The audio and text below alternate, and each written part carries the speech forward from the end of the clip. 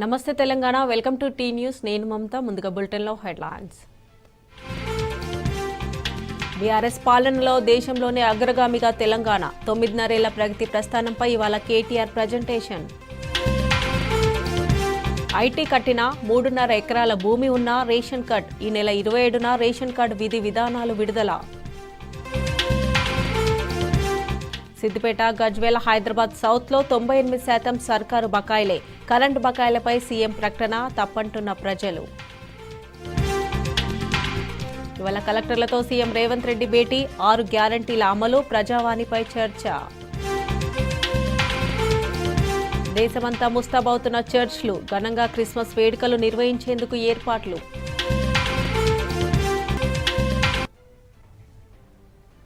ఇక bulletin update చూస్తే కాంగ్రెస్ ప్రభుత్వం శ్వేతపత్రం డ్రామాలను తిప్పికొట్టేందుకు బీఆర్ఎస్ సిద్ధమైంది. ఈ మేరకు తెలంగాణ భవన్ వేదికగా ఇవాళ ఉదయం 11 గంటలకు పవర్ పాయింట్ ప్రజెంటేషన్తో వాస్తవాలను వివరించనుంది. 9.5 ఏళ్ల తెలంగాణ ప్రగతి ప్రస్థానం దేశ చరిత్రలోనే ఓ సువర్ణ అధ్యాయమని బీఆర్ఎస్ వర్కింగ్ ప్రెసిడెంట్ కేటీఆర్ చెప్పారు. కాంగ్రెస్ ప్రభుత్వం తెలంగాణను విఫల రాష్ట్రంగా చూపించాలని ప్రయత్నిస్తే సహించమని మండిపడ్డారు. అగ్రగామి రాష్ట్రాన్ని అవమానిస్తే ఎట్టి పరిస్థితిలో ఊరుకోమని హెచ్చరించారు. అందుకే గణాంకాలతో సహా వాస్తవ తెలంగాణ ముఖచిత్రాన్ని వివరించేందుకు తెలంగాణ రాష్ట్రానికి సృష్టించిన సంపదను ఆవిష్కరించేందుకు పవర్ పాయింట్ ప్రజెంటేషన్ ఇస్తామని కేటీఆర్ తెలిపారు. బీఆర్ఎస్ 10 ఏళ్ల ప్రగతి ప్రస్థానంతో పాటు మేము సాధించిన విజయాలు, ఎదుర్కొన్న సవాళ్లు, తెలంగాణ రాష్ట్రాన్ని ఎలా అభివృద్ధి పథంలో తీసుకెళ్లామో తెలుపుతామన్నారు.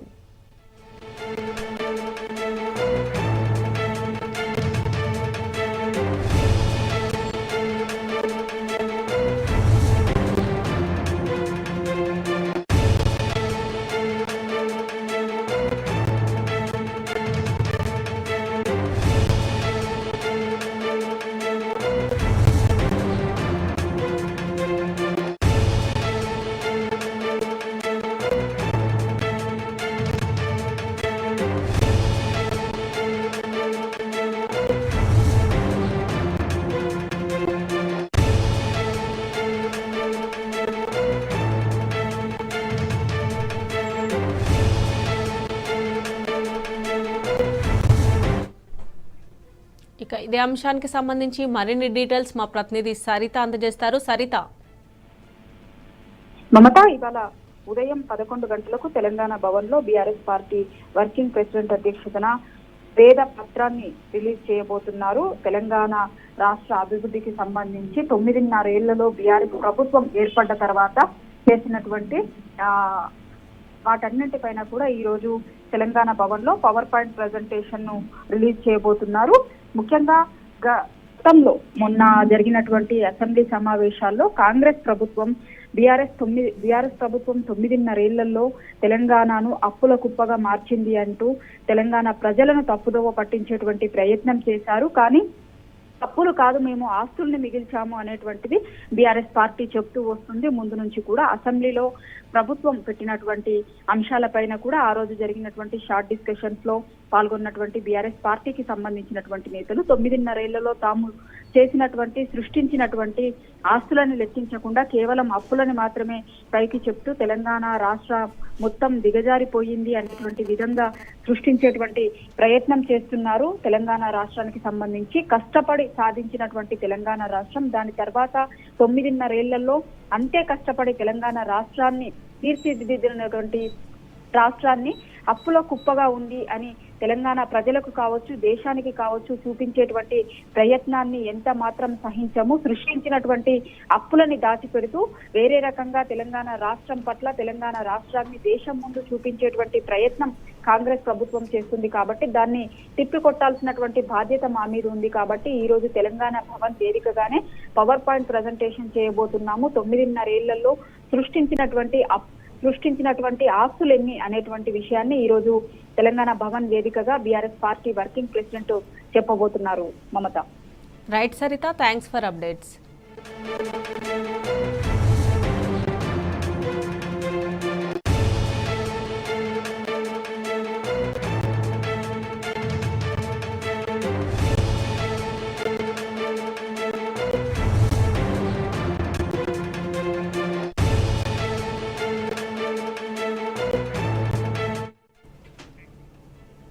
అసెంబ్లీ సాక్షిగా సీఎం రేవంత్ రెడ్డి సిద్దిపేట గజ్వేల్ వాసులపై అక్కసు వెళ్లగక్కారు. కరెంటు బిల్లులు చెల్లించడం లేదంటూ అవమానించేలా మాట్లాడారు. నిజానిజాలు తెలుసుకోకుండా ఏకంగా అసెంబ్లీలోనే ప్రకటన చేశారు. 98% విద్యుత్ బకాయిలు ప్రభుత్వ కార్యాలయాల నుంచే రావాల్సి ఉండగా వాటిని కూడా ప్రజల ఖాతాలో వేస్తూ సీఎం రేవంత్ రెడ్డి తప్పుడు లెక్కలు చెప్పడంపై ఆగ్రహం వ్యక్తం చేస్తున్నారు సిద్దిపేట గజ్వేల్ వాసులు.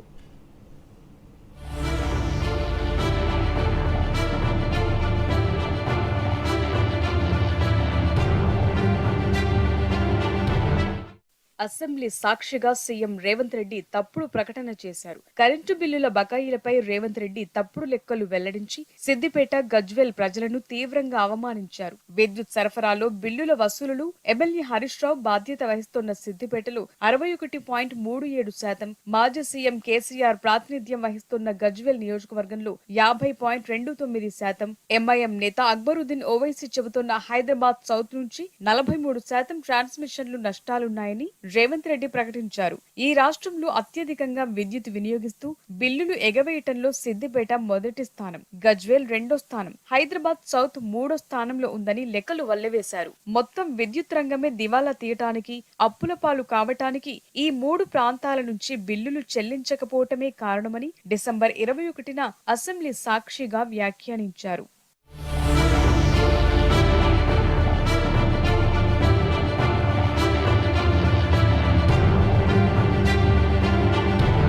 కానీ క్షేత్రస్థాయిలో పరిశీలిస్తే నిజాలు మాత్రం పూర్తి భిన్నంగా ఉన్నాయి. రేవంత్ విమర్శలపై నిజానిజాలు ఆరా తీస్తే విస్తుగొలిపే విషయాలు బయటపడ్డాయి. సిద్దిపేట సర్కిల్ మొత్తంపై ఉన్న విద్యుత్ బకాయిల్లో సుమారు 97.8% నీటిపారుదల, ప్రభుత్వ కార్యాలయాలకు సంబంధించినవే ఉన్నట్టు తేలింది. గృహ వినియోగదారుల బకాయిలు 7.03 కోట్లే. అంటే మొత్తం బకాయిల్లో కేవలం 0.35% ఉన్నాయి. సిద్దిపేట సర్కిల్ పరిధిలో విద్యుత్ బకాయిల మొత్తం 1984.31 కోట్లుండగా ఇందులో హెచ్టీ ఇరిగేషన్, హెచ్టీ గవర్నమెంట్ సర్వీసులకు సంబంధించిన బకాయిలే 1938 కోట్ల వరకు ఉన్నాయి. అంటే మొత్తం బకాయిల్లో ఈ 2 కేటగిరీల బకాయిలు కలిపి 97.7% ఉన్నాయి. ఇక పాఠశాలలు, దేవాలయాలకు సంబంధించిన బకాయిలు 1.30 కోట్లు, వీధి దీపాలు, పీడబ్ల్యూఎస్ లాంటి వాటి బకాయిలు 15.28 కోట్లుండగా వ్యవసాయానికి సంబంధించిన బకాయిలు 15.87 కోట్లున్నట్టు తేలింది. ఇవి కాకుండా గృహ వినియోగదారుల నుంచి రావాల్సింది కేవలం 7.03 కోట్లు మాత్రమే అని స్పష్టమైంది. అంటే మొత్తం బకాయిల్లో ఇవి 0.35% మాత్రమే. 13.83 కోట్లు వ్యక్తిగత వినియోగదారులకు సంబంధించినవి కాగా మిగతా మొత్తం ప్రభుత్వమే చెల్లించాల్సి ఉంది.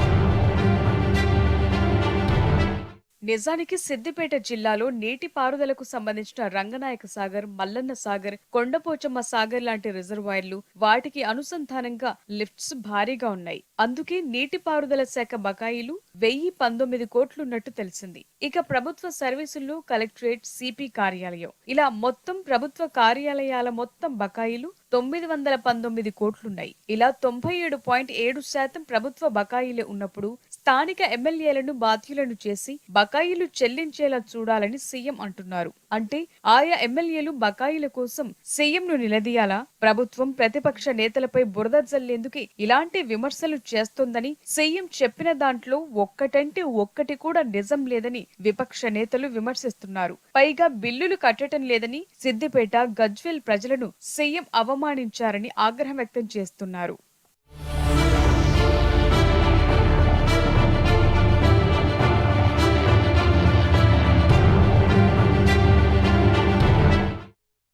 రాష్ట్రంలో అధికారంలోకి వచ్చిన కాంగ్రెస్ పార్టీ సంక్షేమ పథకాలపై అనేక కొర్రీలు పెడుతోంది. అధికారం చేపడితే కొత్త రేషన్ కార్డులు ఇస్తామని చెప్పిన హస్తం పార్టీ ఇప్పుడు మాత్రం వాటికి అనేక కండిషన్లు పెడుతోంది. ఐటీ కడితే రేషన్ను కట్ చేయనున్నట్లు తెలుస్తోంది. 3.5 ఎకరాలకు మించి భూమి ఉంటే అనర్హత తప్పదని అంటున్నారు. రేషన్ కార్డుకు ఆధార్, పాన్ కార్డ్ లింక్ తప్పనిసరని ఈ నెల 27న విధి విధానాలు విడుదల చేయనున్నట్లు సివిల్ సప్లై శాఖ తెలిపింది.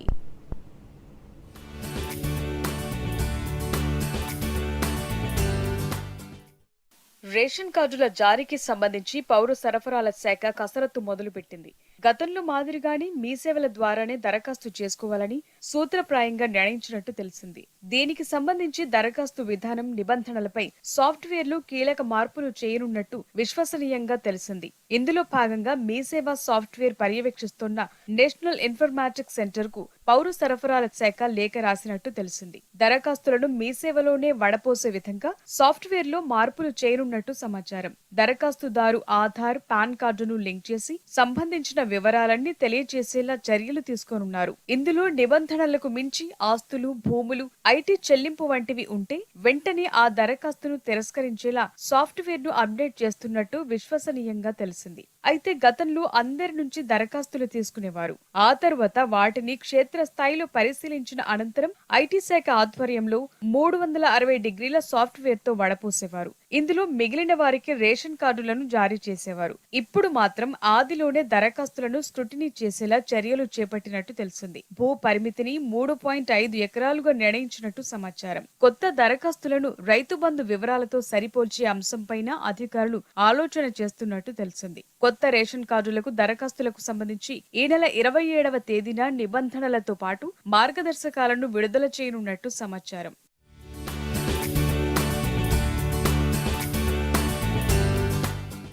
ప్రస్తుతం రాష్ట్రంలో 90.40 లక్షల రేషన్ కార్డులుండగా ఇందులో 2.88 కోట్ల మంది లబ్ధిదారులున్నారు. కొత్తగా సుమారు 10 లక్షల వరకు దరఖాస్తులున్నట్టు తెలిసింది. ఇప్పుడు వీటితో పాటు కొత్తగా దరఖాస్తు చేసుకునే వారికి ప్రభుత్వం కొత్త రేషన్ కార్డులను మంజూరు చేసేందుకు కసరత్తు చేస్తోంది.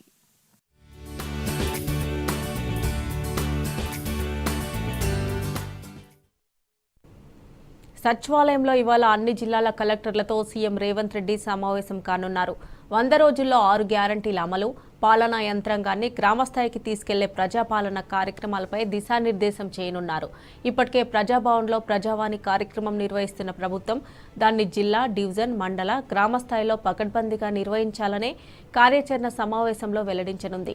నిరుపేదలు, అట్టడుగు వర్గాలకు ప్రభుత్వ ఫలాలు దక్కేలా పాలనా యంత్రాంగాన్ని గ్రామస్థాయికి తీసుకెళ్లేందుకు, ప్రభుత్వ పనితీరును మరింత మెరుగుపరచడం, జవాబుదారీగా ఉండేందుకు ప్రజాపాలన చేపడుతున్నట్లు ప్రభుత్వం వెల్లడించింది. ఆర్థిక సాధికారత కల్పించడం ద్వారా సామాజిక న్యాయం చేకూరుతుందని సీఎం రేవంత్ రెడ్డి కలెక్టర్లకు సూచించనున్నారు. ఈ సమావేశంలో డిప్యూటీ సీఎం బట్టి విక్రమార్క, ఇతర మంత్రులు, అధికారులు పాల్గొనున్నారు.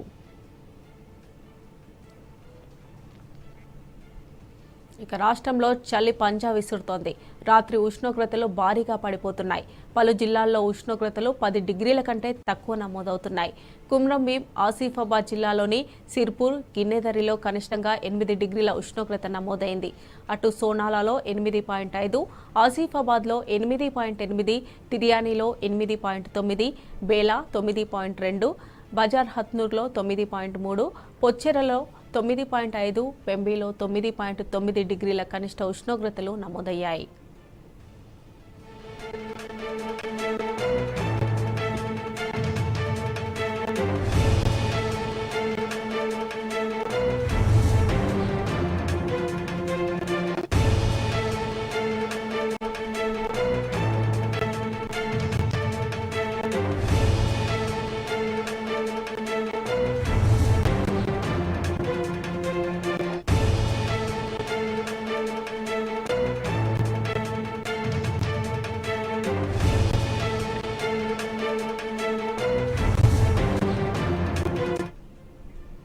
ఇక హైదరాబాద్ నగరవాసులను చలి వణికిస్తోంది.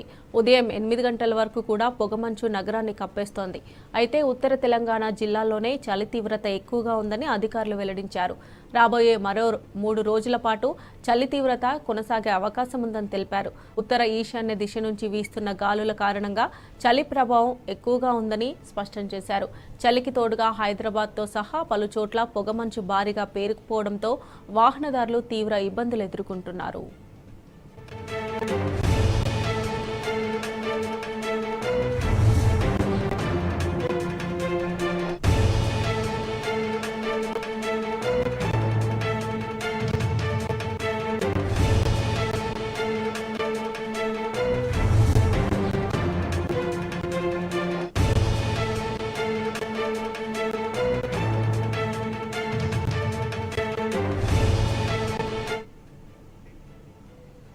ఇక ఉమ్మడి ఆదిలాబాద్ జిల్లాను చలిపులి వణికిస్తోంది.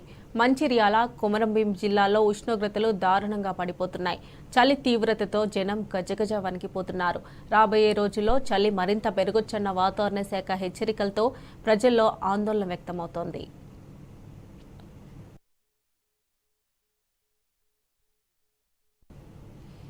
పెద్దపల్లి జిల్లాలో చలిపులి చంపేస్తోంది. మంతని నియోజకవర్గ వ్యాప్తంగా పొగమంచు కమ్మేసింది.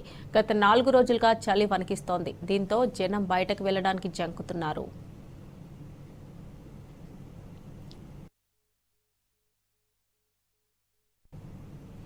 రాష్ట్రంలో కరోనా కేసులు క్రమంగా విస్తరిస్తున్నాయి. గత 24 గంటల్లో మొత్తం 1322 మందికి కరోనా పరీక్షలు నిర్వహించగా కొత్తగా 12 కరోనా కేసులు నమోదయ్యాయి. మరో 30 కరోనా పరీక్షల రిజల్ట్స్ ఇంకా రావాల్సి ఉంది. ఇప్పటి వరకు 38 యాక్టివ్ కేసులు ఉన్నట్లు అధికారులు వెల్లడించారు.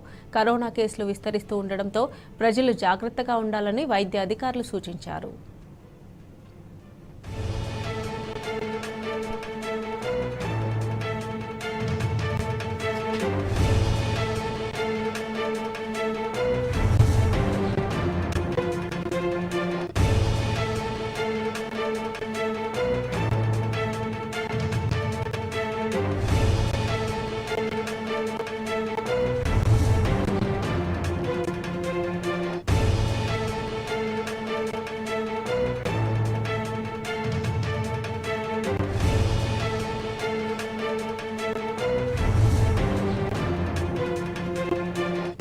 గతేడాదితో పోలిస్తే ఈ ఏడాది సైబరాబాద్ పరిధిలో నేరాలు 8% పెరిగాయని సైబరాబాద్ సిపి అవినాష్ మహంతి తెలిపారు.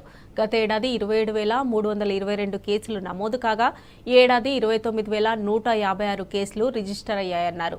ఏడాది 105 హత్య కేసులు నమోదు కాగా మహిళలపై నేరాలు తగ్గాయని చెప్పారు. కాగా సైబర్ క్రైమ్ కేసులు మాత్రం భారీగా పెరిగాయని తెలిపారు సిపి. సైబరాబాద్ పరిధిలో ఈ ఏడాది నేరాల శాతం పెరిగింది. 2023లో సైబరాబాద్ పరిధిలో జరిగిన క్రైమ్ పై రివ్యూ చేసిన సిపి అవినాష్ మహంతి గత ఏడాదితో పోలిస్తే ఈసారి క్రైమ్ రేట్ పెరిగిందని చెప్పారు. సైబర్ క్రైమ్ కేసులు ఈసారి ఎక్కువగా నమోదయ్యాయన్నారు.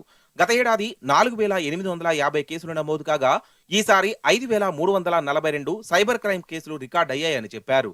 సైబర్ క్రైమ్ ద్వారా బాధితులు 232 కోట్ల రూపాయలు కోల్పోగా 46 కోట్ల రికవరీ చేశామని తెలిపారు. ఇక వివిధ కేసుల్లో ఈ ఏడాది 3,432 మందికి శిక్షలు పడేలా చేశామని సిపి పేర్కొన్నారు.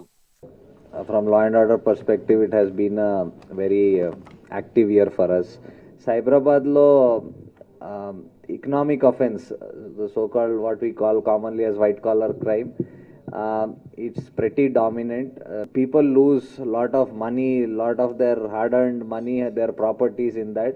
So వాళ్ళకి ఒక ప్రాపర్ డెలివరీ ఆఫ్ జస్టిస్ మనం ఎన్ష్యూర్ చేయడానికి అది చాలా ట్రై చేస్తాం.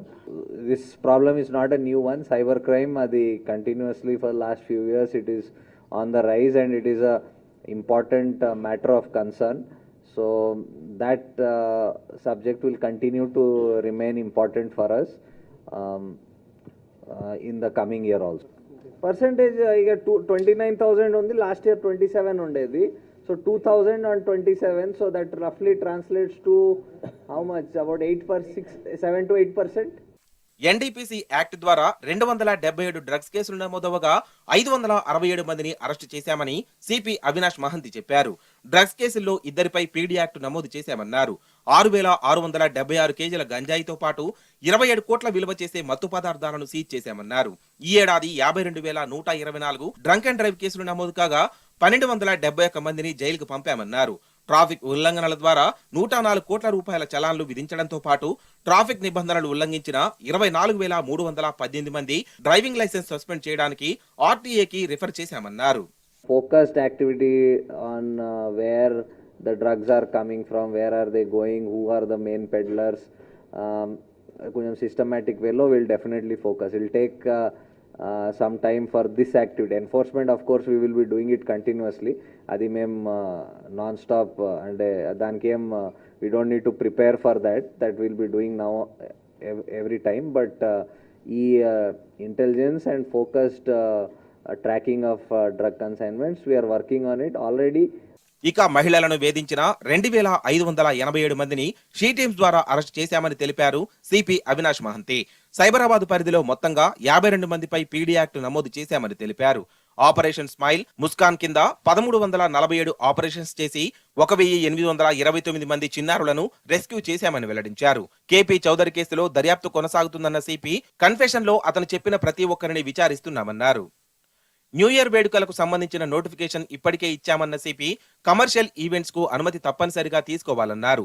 నిబంధనలు అతిక్రమించే నిర్వాహకులతో పాటు న్యూసెన్స్ క్రియేట్ చేసే వారందరిపై కఠిన చర్యలు తీసుకుంటామని సిపి హెచ్చరించారు.